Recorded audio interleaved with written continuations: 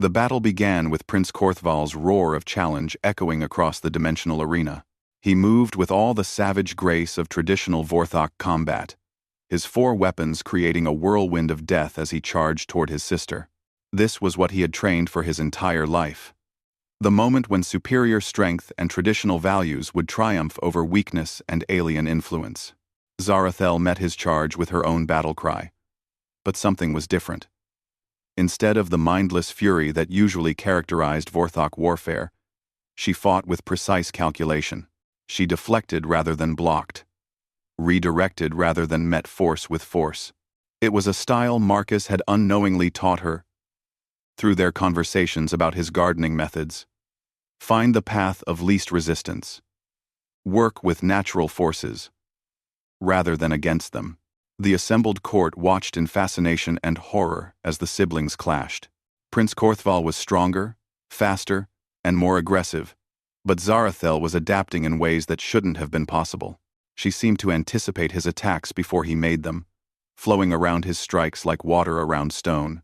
She's not fighting like a Vorthak, Lord Thexmar observed from his floating platform. She's fighting like something else. Marcus stood at the edge of the combat circle, his hands clenched as he watched his wife dance between her brother's deadly blows. Every instinct screamed at him to intervene, but he understood the rules of the trial. This was something Zarathel had to prove for herself and her people. The god voice spoke again, its harmonics creating visible ripples in the arena's crystalline floor. Observe how the princess integrates old knowledge with new understanding. She demonstrates the evolutionary potential we seek to measure. Prince Korthval grew more frustrated as none of his attacks found their mark. His sister moved like she was seeing the future, stepping aside moments before his strikes arrived. In desperation, he activated his neural implants, flooding his system with combat stimulants that doubled his speed and strength. Now Zarathel was forced to give ground. Her brother's enhanced attacks came too fast for evasion alone. She raised her own weapons to block, and the impact sent her skidding backward across the arena floor. Blood ran from several cuts where his blades had found gaps in her defense. Finally, Korthval snarled. Now you fight like a true Vorthok. But as they continued to battle, something unexpected began to happen. The arena itself started to respond to their combat. Where Zarathel's blood touched the crystalline floor, patterns of light began to spread outward like living circuits. The godships surrounding them hummed with increasing energy, their ancient systems recognizing something significant. Marcus felt his breath catch as he realized what was happening. No, he whispered. It's too soon. She's not ready for that level of awakening. No. High Priest Vexthor, standing nearby, caught his words. What do you mean? What's happening to the princess? She's accessing her people's true heritage, Marcus replied, his voice tight with concern. Before they became conquerors, they were builders, creators of harmony between disparate elements. That potential still exists in their genetic code, but it's been dormant for thousands of years. As if responding to his words, the light patterns spreading from Zarathel's blood began to resonate with the arena's structure. The crystalline platform started to sing, the same harmonic frequencies that Marcus had been studying in the palace gardens. But this was infinitely more complex, a symphony of mathematical relationships that described the fundamental forces holding reality together. Prince Korthval stumbled as the floor beneath his feet began to shift. The solid crystal was becoming fluid, responsive to Zarathel's movements in ways that defied physics. Witchcraft, he shouted. She uses alien magic against me. Not alien, the god voice corrected. Ancestral. The princess awakens to her people's forgotten gifts. Zarathel herself seemed unaware of the changes happening around her. She was focused entirely on the battle, her mind and body moving in perfect synchronization. But Marcus could see the transformation taking place. Her movements were becoming more fluid, more graceful. Her forearms were working in harmony with each other and with the shifting environment in ways that suggested a deeper understanding of spatial relationships. Prince Korthval, however, was becoming more erratic. The combat stimulants in his system were designed for traditional warfare, not for fighting on a battlefield that changed in response to his opponent's will. He began making mistakes, overextending his attacks, leaving himself open to counterstrikes. Zarathel took advantage of these openings with surgical precision. Instead of delivering killing blows, she used pressure points and nerve strikes to gradually disable her brother's combat effectiveness. It was a display of skill that impressed even the watching gods. But then, disaster struck from an unexpected direction. One of the god ships surrounding the arena suddenly lurched and began to fall toward the crystalline platform. Marcus looked up in alarm, his enhanced senses detecting massive energy discharges coming from deep space. "We're under attack," he said urgently. "Something else is here." The god voice confirmed his fears. "The Devourers have found us. They seek to prevent this awakening." The god voice, "They seek to prevent this awakening." Through the dimensional barriers surrounding the arena, they could see shapes moving in the void between stars. These were not the elegant vessels of the old ones, but twisted things that seemed to eat light itself. They moved with predatory purpose, launching weapons that unmade reality wherever they struck. "Who are the Devourers?" Zarathel called out, still defending herself against her brother's increasingly desperate attacks. "Ancient enemies of growth and change," the god voice replied, strain evident even in its cosmic tones. "They consume species at the moment of transcendence, feeding on evolutionary potential." One of the Devourer weapons struck the arena's edge, and a section simply ceased to exist. Several of the watching nobles screamed as their platforms dissolved into nothingness. The battle between the siblings had suddenly become irrelevant in the face of total annihilation. Prince Korthval, seeing the destruction around him, finally understood the true stakes of the situation. "Sister," he said, lowering his weapons. "Perhaps this is not the time for family disputes." Zarathel nodded grimly. "Can we work together against this threat?" But even as they spoke, more Devourer weapons found their mark.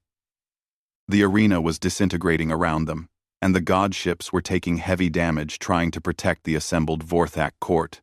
It was clear that conventional weapons, no matter how advanced, were useless against enemies that could simply delete matter from existence. That's when Marcus stepped forward. "I'm sorry, Zara," he said quietly. "I hoped it wouldn't come to this. But some lines can't be crossed without consequences." The gentle botanist began to change. His human appearance didn't alter physically, but the space around him started to bend and twist. Reality itself seemed to recognize his presence and defer to his will. The crystalline floor beneath his feet began to grow, extending outward in impossible geometric patterns. "Behold the true nature of the Guardian," the god voice announced with what might have been satisfaction. "He who tends the Garden of Galaxies." Marcus raised his hands, and the dying god ships responded to his call. Their damaged hulls began to regenerate, their weapons systems coming online with power levels that made the watching Vorthak gasp in awe.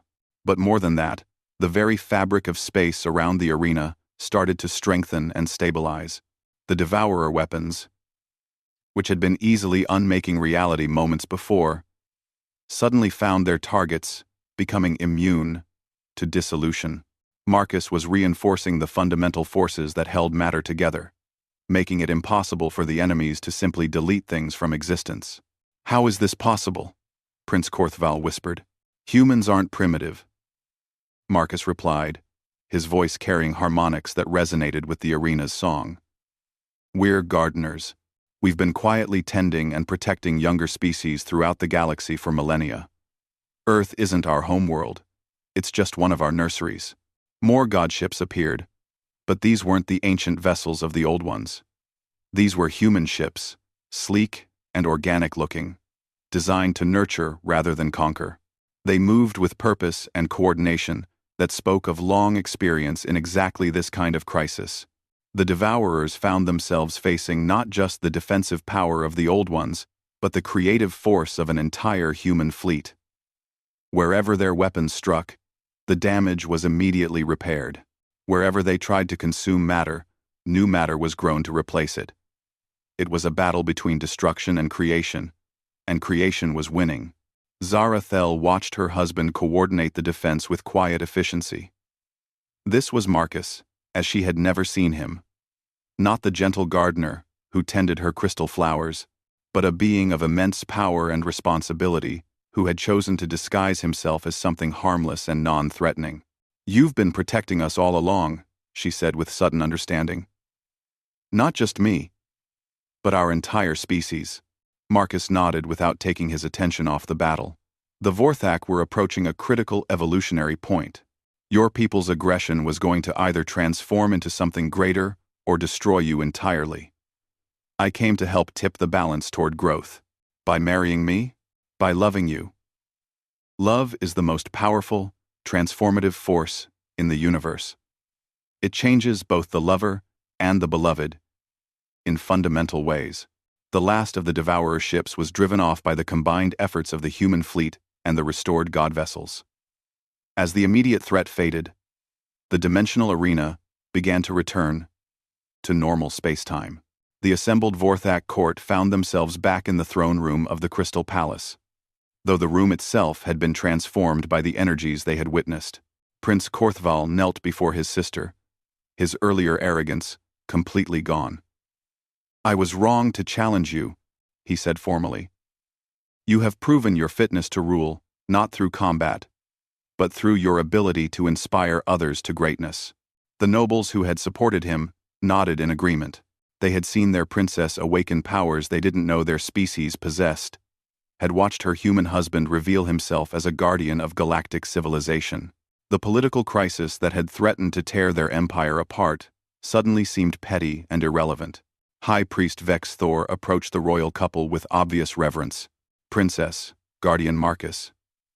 The archives speak of a prophecy. When the warrior learns to create, and the creator learns to fight, a new age will dawn for all species. I believe we have just witnessed the fulfillment of that ancient promise." Marcus smiled.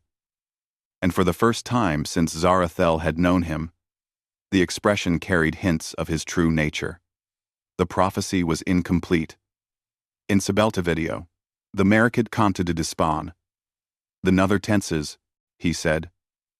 "It should have mentioned that the new age requires not just the union of warrior and creator, but the understanding that love is what allows both to transcend their limitations." Outside the palace, the crystal gardens had stopped screaming. Instead, they sang with new harmonies, more complex and beautiful than anything heard before. The flowers were growing in patterns that seemed to reach beyond three-dimensional space, creating art that existed on multiple planes of reality simultaneously. Zarathel took Marcus's hand, marveling at how normal it felt, despite everything she had learned. "What happens now?" "Now we build," Marcus replied. "The Vorthak Empire has the potential to become something unprecedented. A civilization that combines the strength to protect what matters with the wisdom to nurture what could be. But it will require both of us working together." The god voice spoke one final time, though gentler now. "The trial is complete. The union of guardian and evolved warrior has proven itself worthy. The Vorthak shall be guided into their new phase of existence, and the galaxy shall benefit from their transformation." As the divine presence faded, leaving only the transformed court and the singing gardens, Zarathel realized that her greatest fear had been completely backwards.